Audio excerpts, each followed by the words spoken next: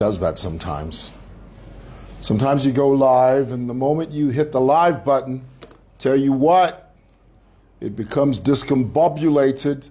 So what I need to do is I need to make sure that that's a coin that you just heard. I need to make sure that my monitor is working well. I almost said good. All right, are we on? You slept well last night. Are we on? Tell me we're on. Are we on? I don't think so. Doesn't seem to me like we're on.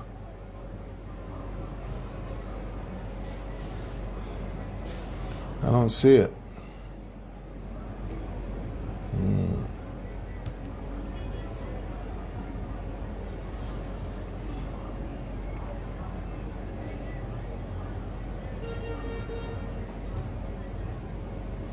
I don't see it. I need to check it on my monitor. Somebody says we're on, but I don't see it on my monitor. Good. Sometimes you need to update the app. You need to update the Facebook app, which I try to do, but sometimes, oh, we are on. Shirley Chanda says we're on. Okay, I can see your comments now. Emily, we're on. Oh, good. I couldn't see it there for a little bit. Thank you, guys. Guys, do me a favor. If you could sort of share this live, kind of throw it around to people that you think would be interested in this conversation. I'm a big believer in that. I'm a big believer in if there's something you want the mirror, to mirror, it's important to share it, which is why we're here. Couple of things, and there's a lot going on that we could talk about, and this is the most interesting thing about being a social media commentator. You never run out of things to talk about. You never do, because there's so many things. I remember years ago, I was having lunch with my sister, my younger sister. Her name is Bibiana. She's amazing. She's beautiful. And she says to me, she says, in Zambian social media, you have to keep up with the trend, because if you speak about a subject too late, the Zambian audience will tell you, no, that one we dealt with that one 2 weeks ago. You are behind, Mr. Mwewa. Talk about things that are current. So her point was, you have to be current, you have to have your finger on the social media pulse. And which is what I try to do, and that's why I do what I do on my platform, watching and hearing Stuart Chavula. Thank you, Stuart. Daniel, loud and clear, I'm glad. Let's get into it real quick. The very first thing I want to talk to you about, there's a man by the name of Morgan Munda. According to him, he's an aspiring member of parliament for Chawama. The reason Morgan came to my knowledge, or when he first appeared in my crosshairs, was when he sort of suggested, no, he didn't suggest, he actually plainly said that he was basically saying the government should acquiesce, should yield to the Lungu family's requests in as far as ECL's repatriation is concerned, or his remains. This Morgan Munda was basically saying, look, telling the government, you should listen to what the family is saying and do what the family is saying. Now, let me tell you why that's not, that sort of presents him as a rogue member of the UPND. You know what a rogue person is? Someone that's rogue is someone that, imagine an army is going in one direction, okay? An army has been commanded to go in one direction, and then one person out of that army goes the opposite direction. He's gone rogue, meaning he's broken ranks, he's gone against the grain. The grain is going this way, but he comes this way. That's a very, very big, bright red flag. If you claim to be a member of a political party, or indeed any organization, and you don't echo leadership, this is important. This is politics 101. This is management 101. I mean, listen, if what I'm saying to you doesn't resonate, then something's wrong somewhere. If you, as a member of an organization, makamaka, a political party, if you do not echo the sentiments of the leadership of the party you claim to belong to, it means you've gone rogue. It means you are not in sync. You are not aligned with the objective of that political party. So therefore, you are a rogue agent, which is what Morgan Munda is. He is riding on a PF style of politics. In fact, when you listen to him speak, he's very reminiscent of PF tactics, PF modus operandi. The PF way of doing things is the way Morgan Munda echoes and reflects his style of politics. And to suggest, and this is something I find strange, people that call themselves aspiring candidates, you cannot aspire and claim to be a member of a political party when that party has not adopted you. It's one thing to aspire. It's a completely different thing to be presumptuous, which is what Morgan is doing. He's being presumptuous when he says, no, me, I'm the one that UPND should select as a replacement to Tarsila Lungu. What is clear is that Morgan has tapped into Tarsila Lungu's base. Tarsila Lungu's base is PF. Morgan has camouflaged himself as a staunch UPND supporter when in fact he's actually PF incognito, because he's basically in bed with Tarsila Lungu's base. All those young men, there's a recent video that has been released of Morgan Munda addressing young men dressed in UPND regalia. And please understand, anyone can wear anything. Anyone can wear anything and claim to be anything. Okay, just because you wear a UPND outfit doesn't mean you're UPND. Just because you wear a PF outfit doesn't mean you're PF. Just because you wear an MMD outfit doesn't mean you're MMD. Okay, and there are lots of things that he said in that video that are very telling. For instance, he says, I've got so many companies. And he says, I receive millions and millions and millions of kwacha as a salary every month. Delusional.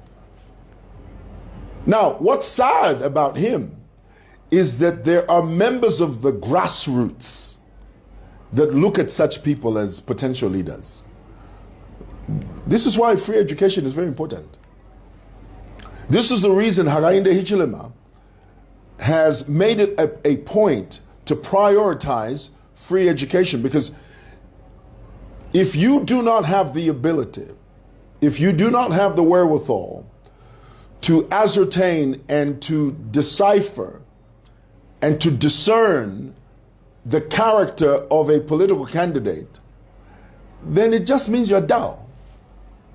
For anyone to think or to suggest that the likes of Morgan Munda is a viable, workable, practical alternative to people like Tarsila Lungu, who were articulate in Parliament, who were presentable in Parliament. And the more we say his name, the more people begin to realize that there's a chap from Chawama called Morgan Munda. But if he's not adopted by the party and he decides to go independent, I mean, that's up to him. But let's not lose sight of the fact that any candidate that does what he's doing, he's not rank and file of the party. In fact, he's anything but rank and file. He's the opposite. He is the antithesis of the UPND. And because of that, there in Chawama, there is a constituency of people that latch on to that type of bush politics, bush primitive, archaic, antiquated, outdated politics.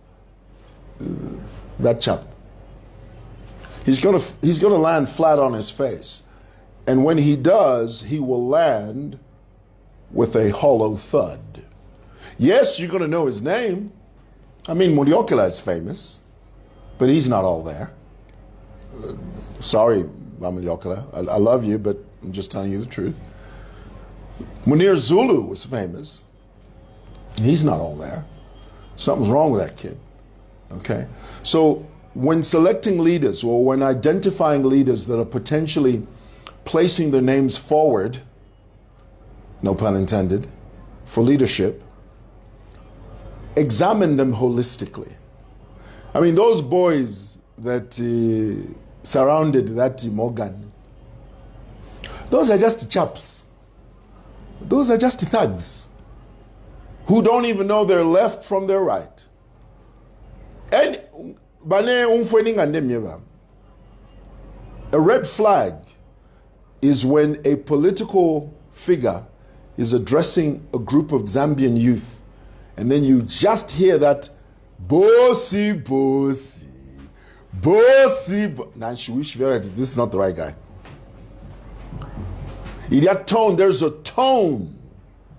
There's a thuggish tone in that in those words. Bossy, hula yay. Boss nyaba boss nyaba boss so mwana tsunga shani boss ni mwewo tapari umbi ni mwewo bossy bossy. But the moment you hear that tone, run from that man like you would run from a boa constrictor. Run from that man like you would run from a recluse spider. You run from that man like you would run from a lion. The truth is not in him. He's got the devil in his eyes. He sure does. Okay. And again, it's up to the people of Chawama. Chawama will decide. Whoever the hell they choose as candidate over there, the people of Chawama will decide. And we will be here to count the score when the results start flying in. But I can guarantee you this, that guy is not going to be selected as the candidate for the UPND. I'm not a party official. I don't know anything about party politics, but I can tell you that. That's not a prophecy. It's just common sense. Okay, because in Zambia, the moment you start predicting, oh, he's a prophet, never a prophet. A prophet mwewa. Dwanzis. All right. What are we talking about next? Ethel.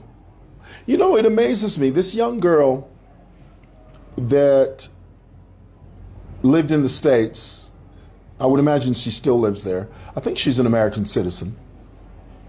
Dual citizenship, I think. I think she's both Zambian and American. This young girl, remember her several months ago, it might have been about a year ago, she took it upon herself. She went through this tirade. I mean, it was a tsunami of insults and innuendo and fabricated stories, this, that, and the other. And I couldn't keep up.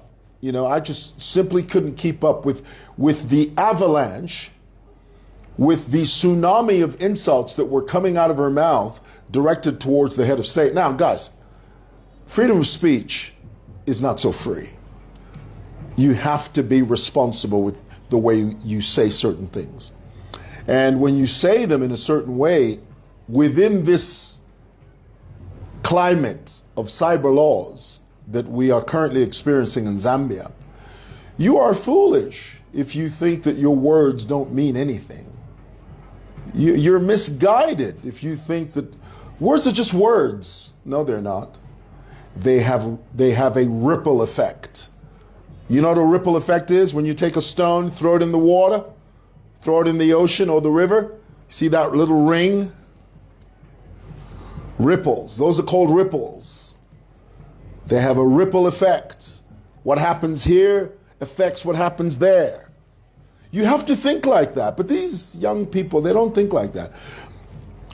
I don't know what possessed Ethel to come back to Zambia, given the things that she spewed. I think that it's like someone walking into the lion's den, because you know what you've done, and yet you are so self-absorbed, so self-consumed, that you think that nothing can touch you and nothing can affect you. Well, there she is. She's been arrested, and rightly so. She has to be held accountable for the things that she said. Words aren't just words when it comes to cyber laws. Freedom of speech is not free. There's a price attached to it. So don't be misled. Don't be bamboozled. Don't be run amok.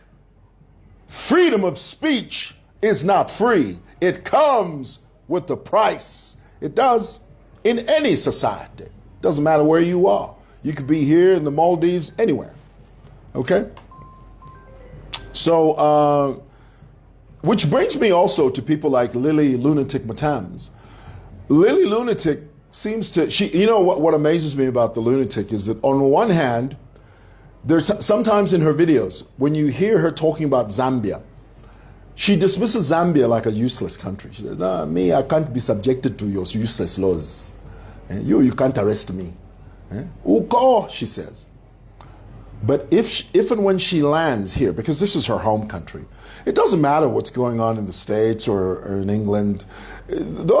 When I hear people talk like that, I laugh at them, because they know deep within the recesses of their spirit, it doesn't matter if they're American citizens or British citizens or residents. The bottom line is home is here. When they're sitting in the dark alone with nothing except their own thoughts, they know home is here. And Ethel has got her comeuppance. Lily Lunatic is going to get her comeuppance. They're all going to get their comeuppance. Not because of vengeance, but because of what they have done. The environment that they have created. These people are very dangerous because they are hell-bent on causing civil unrest for their own political selfish goals. Those are not patriots. A person that wants to see your country go up in flames so that that act plays into their hands is not a patriot. They have the luxury of doing that. Lily Lunatic Matambo has the luxury of saying all that she wants because she lives in England. She crosses the River Thames, sipping a cup of cappuccino. She can go to Cardiff, go to the London Eye. She can go to Swaffham if she wants. Because she knows if something goes wrong in Zambia, she's there. But what about us? You and me. This is the only Zambia we have. There's no other Zambia. If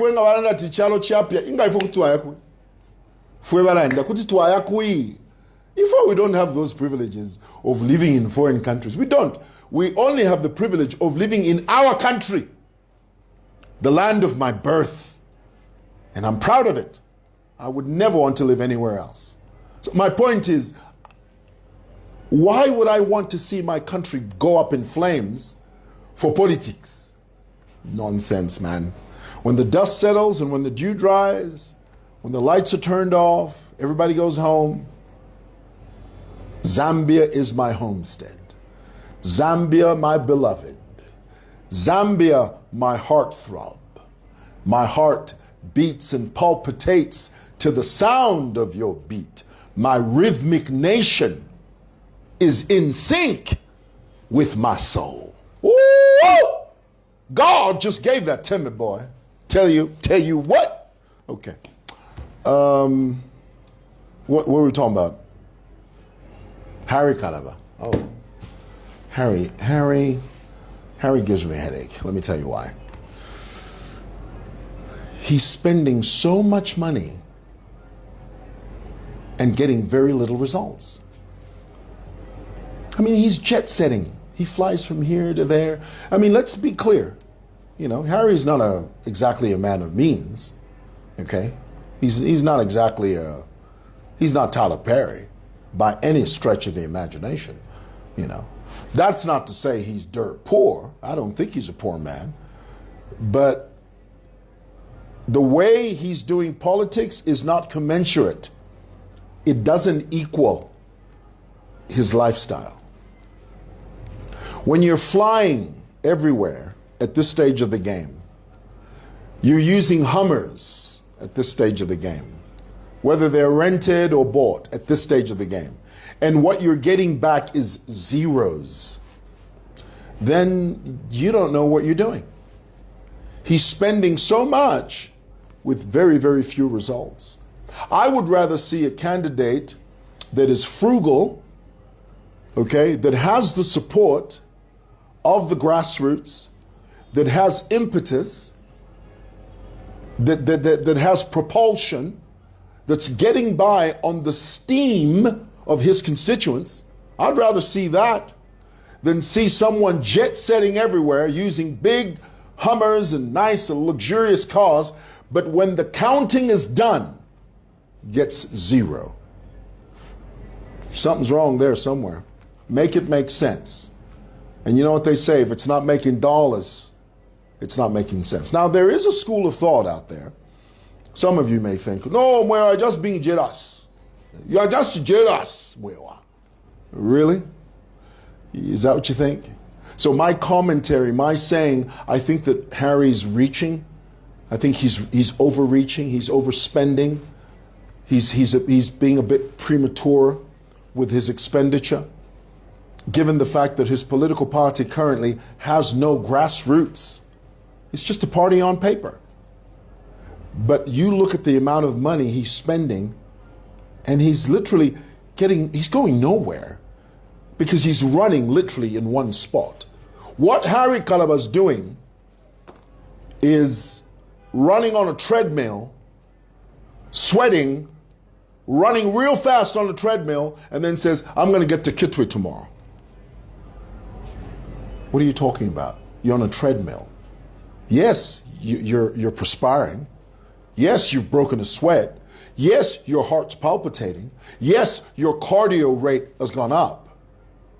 But you're not making headway. I would encourage Harry to change his strategy. That's my view. That's just my view.